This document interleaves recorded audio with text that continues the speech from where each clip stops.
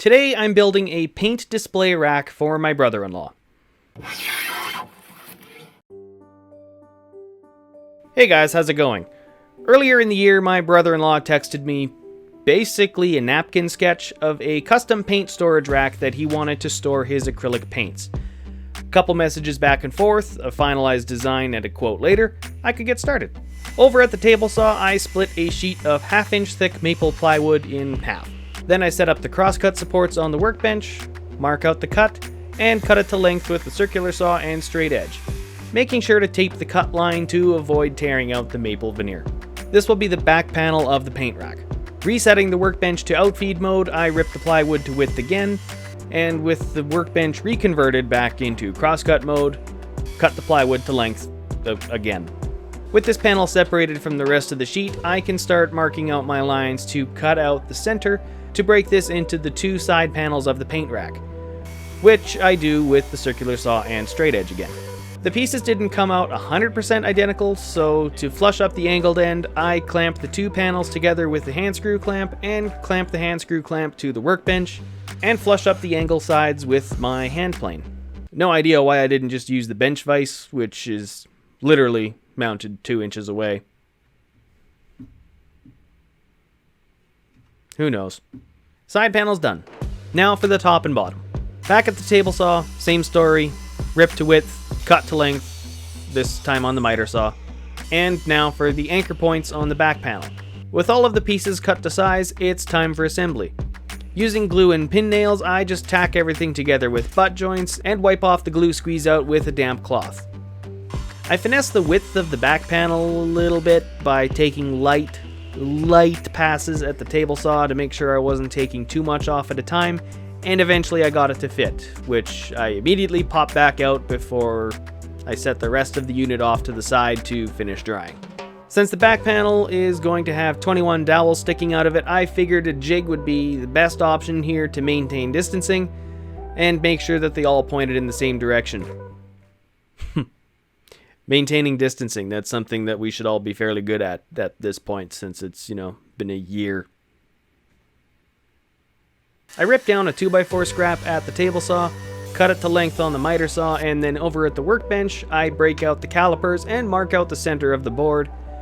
Then using a tape measure and a center punch, I mark out the 3 left side holes, the 3 right side holes, and make up the difference between the two sets with one in the middle.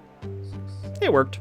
Then using the dowel stock I will be using as the template, I find the right size drill bit, throw it in the drill press, and drill through the board in the 7 holes previously marked out. So, hopefully I've done this right, or every hole's going to be screwy. Well, actually no, they're not going to be screwy, they're going to be dowely. I clamp down the jig to the back panel and drill through the back panel, bump it down, and do it again for the second row, and then again for the bottom row, and the drilling is done.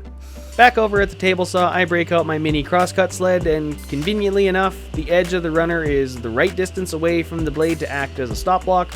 Why it's sticking up above the table, I don't know. I was dumb and didn't do it right.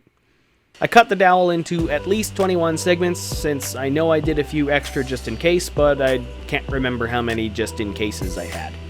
To make glue up a little bit easier, I dump some glue in an old screw container, dip the end of the dowel in, and tap it down into place, cleaning off the squeeze out with a damp cloth. Only ended up snapping one of them while knocking it in, but since the glue was still wet, it was easy enough to pop out the rest of the broken one and stick in a new one. With the back panel done and set off to the side to dry, I started on the edge banding. I like using solid wood for edge banding, which in this case is 1/4 inch thick strips of 2x4 scraps. Little bit of glue, couple pin nails to hold it in place, and some painter's tape to clamp it down, cut to length with the pull saw, and flush cut with the router and chisel for the corners. Now that everything is assembled, I give everything a once over with the random orbit sander, and pop the center panel back into place. Looks pretty good if I say so myself.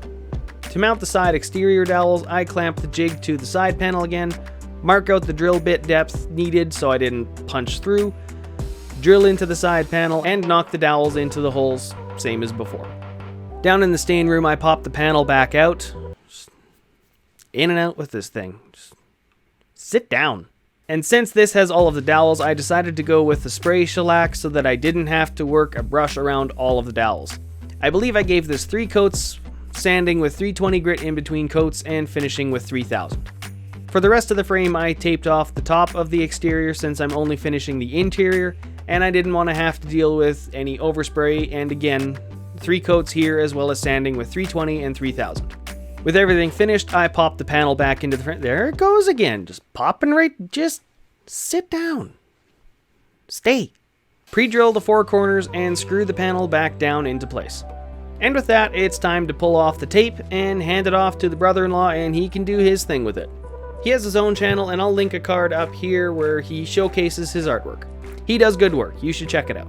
So I'm pretty happy with how this project came out.